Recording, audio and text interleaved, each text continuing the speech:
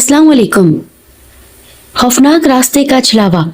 आज की एक और खौफनाक, पुरअसरार और दिल दहला देने वाली कहानी आपकी खिदमत में पेश हाजिर है। ये वाकया दिसंबर की ठिठुरती सर्द रातों का है, जब हम कराची से अचानक मेरे अब्बू के बड़े ताया अब्बू के घर में उनके बच्चों की शादी थी, इसलिए हमारे अब्बू को आनन फानन कराची से लाहौर के नवाही गांव जाना पड़ गया।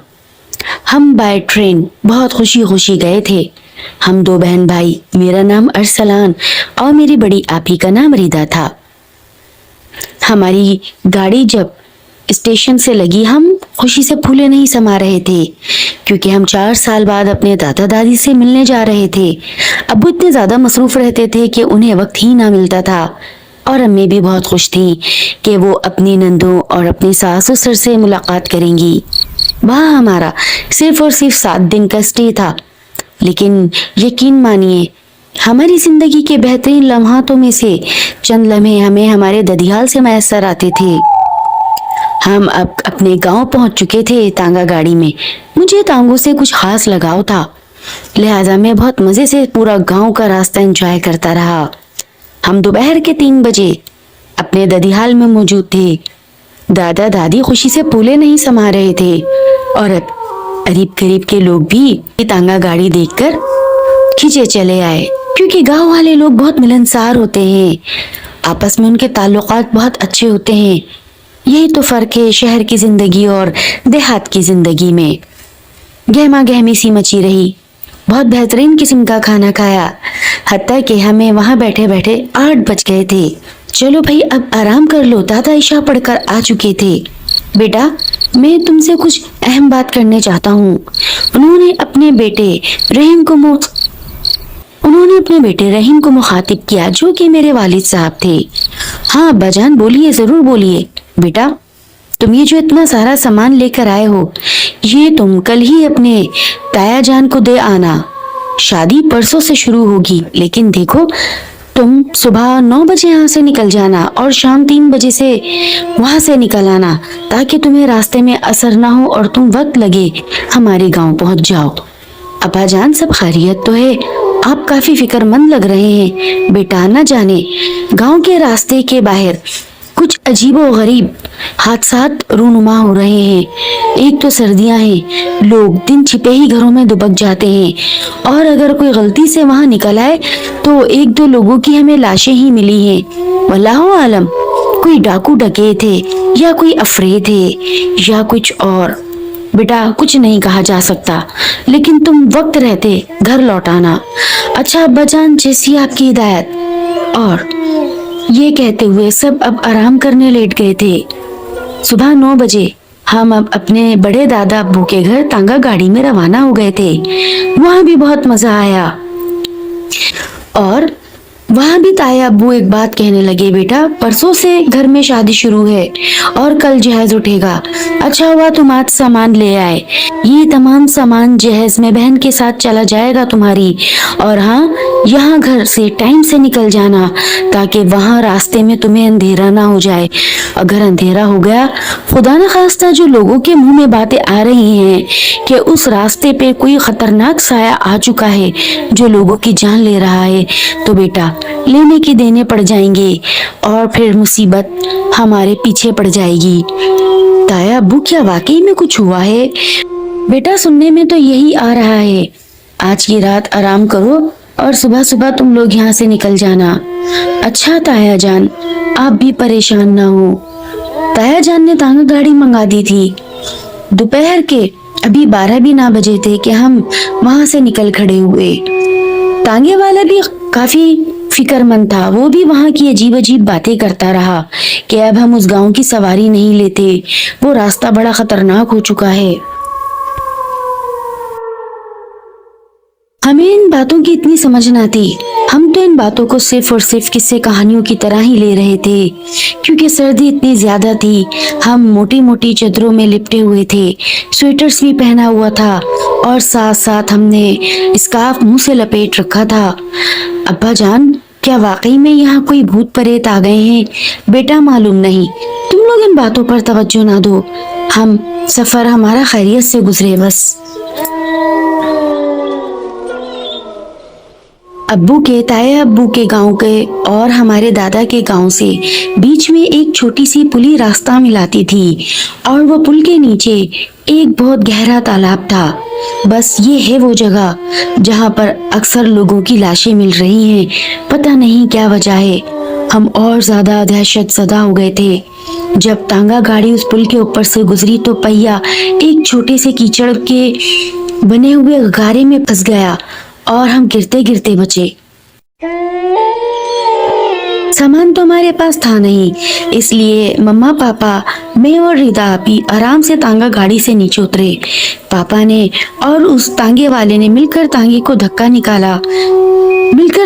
धक्का लगाया और पहिया उस कीचड़ भरे गारे से बाहर आ गया था। हम जब घर पहुंचे तो उस वक्त असर हो रही थी। शुक्र है बेटा, तुम लोग असर होने से पहले ही यहाँ आ गए हो। दादा बहुत ज्यादा फिक्रमंद हो रहे थे। दादा नमाज के लिए निकल रहे थे। अच्छा तो बरखुरदार तुम आ गए। मैं तो समझा शायद कि तुम अब शादी ही अटेंड कर आओगे। नहीं अब्बा जान, जो आपने कह दिया हुक्म सर आंखों पर। अच्छा अच्छी बात है, चलो अंदर जाओ और आराम करो। मगरिब के बाद मैं आऊंगा और फिर बातचीत करते हैं। दादा असर और मगरिब की नमाज के लिए इकट्ठा ही निकल जाते और फिर इशा के लिए दोबारा जाते थे। मस्जिद घर से थोड़े ही फासले पर थी, इसलिए तस्बीह अस्कार असर और मगरिब के बाद किया करते।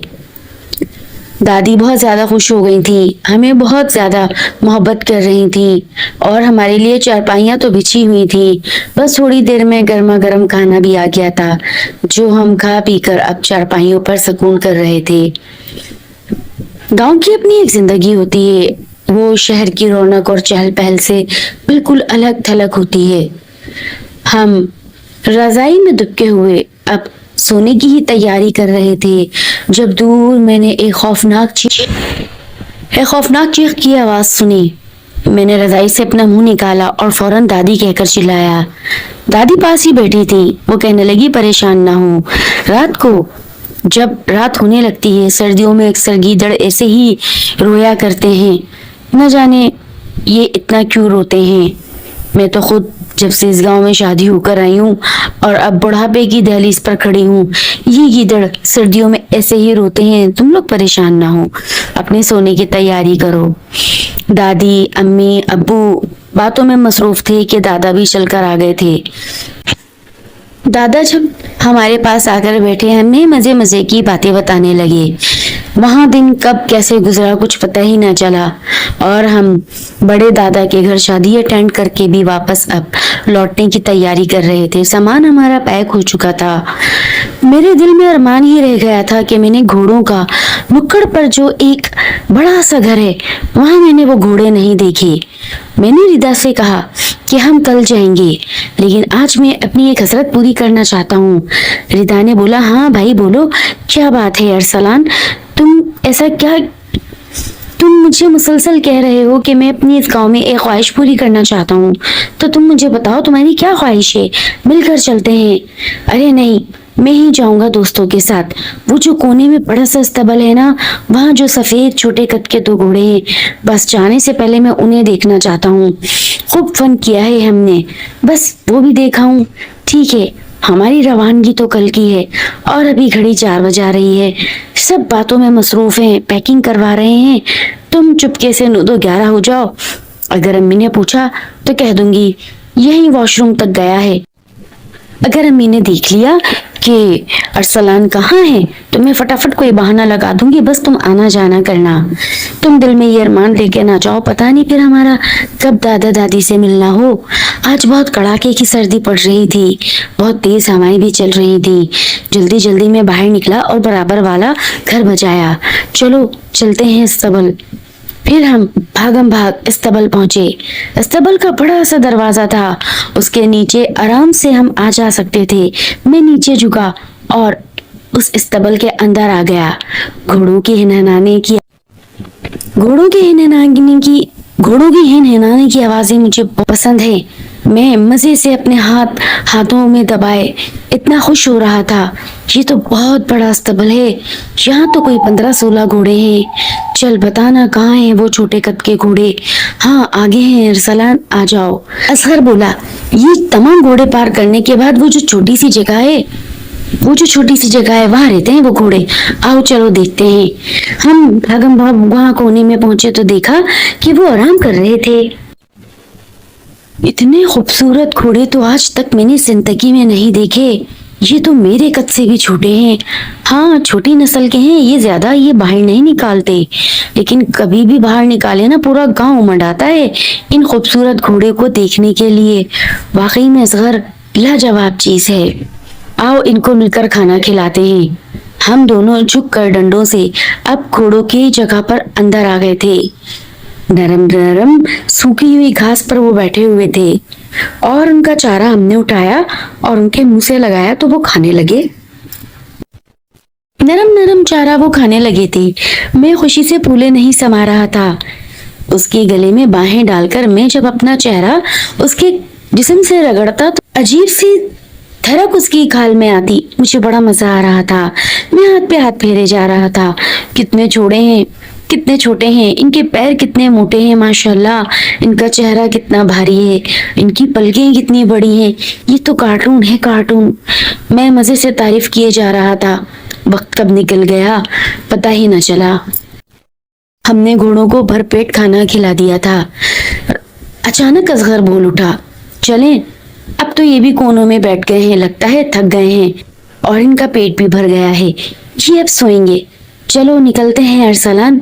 मैंने दोनों को जी भर के प्यार किया और खूब हाथ से सहलाया। अल्लाह हाफिज, अल्लाह ताला तुम लोगों को नजर बद से बचाए। चलो चलते हैं। ये कहकर मैं तमाम घोड़ों का दोबारा से मुआयना करता हुआ बाहर की तरफ निकल आया। अरे ये तो अंधेरा हो गया है और सूरज भी गरूब हो गया है। अब तो भाई नहीं है खैर, अब बहुत ज्यादा डांट पड़ने वाली है। मैं क्या बोलूंगा अम्मी को, तू तो बच जाएगा, मैं क्या बोलूंगा अम्मी को। ये कहकर असगर भी चीख उठा। चलो भागते हैं। भागम भाग अचानक से वो यूं रुके। सामने से आती हुई कि अचानक पीछे से उसे रिदा की आवाज आई, अरसलान कहाँ भागे जा रहे हो? मैं तो तुम लोगों के पीछे वहां इस्तबल तक आई थी, पूरे जगह छान मारी और तुम लोग वहां भागे जा रहे हो। रुको मुझे भी आने दो। ये कहकर दोनों ने एक दूसरे का हाथ पकड़ा हुआ। असगर और अरसलान दोनों हाथ पकड़े भागे जा रहे थे।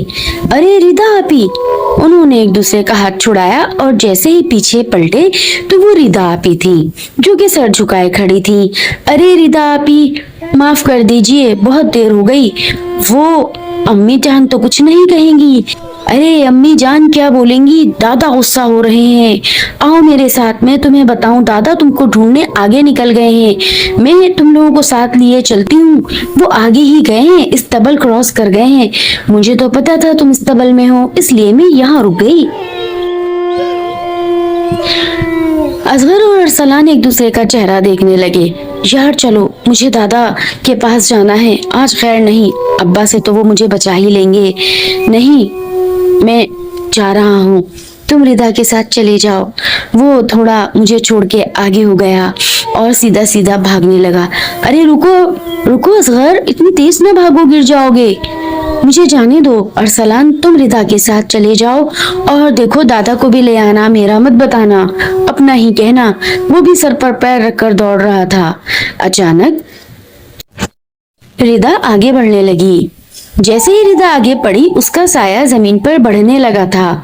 मैंने अचानक जमीन पर उसका साया देखा जो उसके कद से काफी बड़ा तो था, लेकिन उसके नाखून और हाथ बहुत बड़े बड़े हो गए थे। मैंने कहा तुम रिदा नहीं हो। उसकी झुकी हुई नजरें और फैली हुई मुस्कुराहट और एकदम बड़ी होती आंखें और फैलती स्याह पुतली ने मुझे डरा दिया था और मैं एकदम चीख पड़ा, अल्लाह मुझे बचाओ। असगर कहाँ भाग गए? असगर कहाँ भाग गए? वो साया मेरी तरफ बढ़ रहा था اور جبکہ ردا سامنے ہی کھڑی تھی۔ چلو جلدی چلو، دیر ہو رہی ہے، دادا ہمیں غصہ کریں گے، آؤ ہاتھ دو، چلتے ہیں۔ ردا نے ایک پیر آگے بڑھایا اور میں سرپٹ گھر کی جانب دوڑنے لگا۔ نہیں، تم ردا نہیں ہو، تم کوئی اور ہو، تم میری بہن نہیں ہو، تم کوئی اور ہو، جاؤ جاؤ، یہ میں کہتا جاتا اور بھاگتا جاتا، یہاں تک کہ میں اپنے گھر کے دروازے پر آن پہنچا تھا۔ بھلا ہو میرے دادا کا، جنہوں نے اچانک دروازہ کھول دیا اور میں فوراً اندر آ کر دھڑام سے زمین پر گر گیا۔ ارے ارسلان بیٹا، سب خیر تو ہے؟ یہ کہہ کر دادا نے واپس کنڈی لگا دی، جانب بڑھے۔ میں کیا، میں تو واپسی ہی بے ہوش ہو گیا تھا، اور مجھے جب ہوش آیا تو پتا چلا کہ سر پر سب کھڑے ہیں۔ اب کیا تھا؟ سب کے سوال اور میرے جواب۔ ابا جان بہت زیادہ پریشان ہو گئے تھے، امی رو رو کر برا حال کر چکی تھی، دادی نے آگے بڑھ کر مجھے گلے لگا لیا تھا، اور دادا نے اللہ کا لاکھ شکر ادا کیا۔ یہ تو میری پھرتی اور برق رفتاری کام آ گئی، اور وہ دوست جو مجھے چھوڑ بھاگا تھا، لیکن اس کا بھی کیا قصور تھا؟ اسے بھی ڈر تھا کہ اگر اس کی شکایت گھر پہ چلی گئی تو اس کی بھی پھر خیر نہ تھی۔ یہ ایک ایسا خوفناک واقعہ تھا۔ اگلے روز ہمیں اپنے شہر کراچی واپس لوٹنا تھا، لیکن اللہ تعالیٰ نے مجھے ایک نئی زندگی دی تھی۔ میرا شوق مجھے لے ڈوبتا اگر میں ردا کے ساتھ اس راستے چلا جاتا جو کہ میرا تھا ہی نہیں۔ وہ یقیناً اچھلاوا تھا۔ دادا پہچان چکے تھے، انہیں بھی پتہ لگ گیا تھا کہ یہ اچھلاوا ہے اور اس کی حد گھوڑوں کے استبل تک آتی ہے۔ بہرحال آگے کیا ہوا مجھے یاد نہیں۔ ہم اب اپنے سفر پر روانہ ہو چکے تھے۔ دوپہر کے 12 بج رہے تھے اور تمام رشتہ دار ہمیں چھوڑنے کے لیے گاؤں کے آخر کونے تک آئے تھے۔ وہ بھی لوٹ گئے اور ہم بھی اب لاہور کے اسٹیشن کی جانب بڑھ رہے تھے۔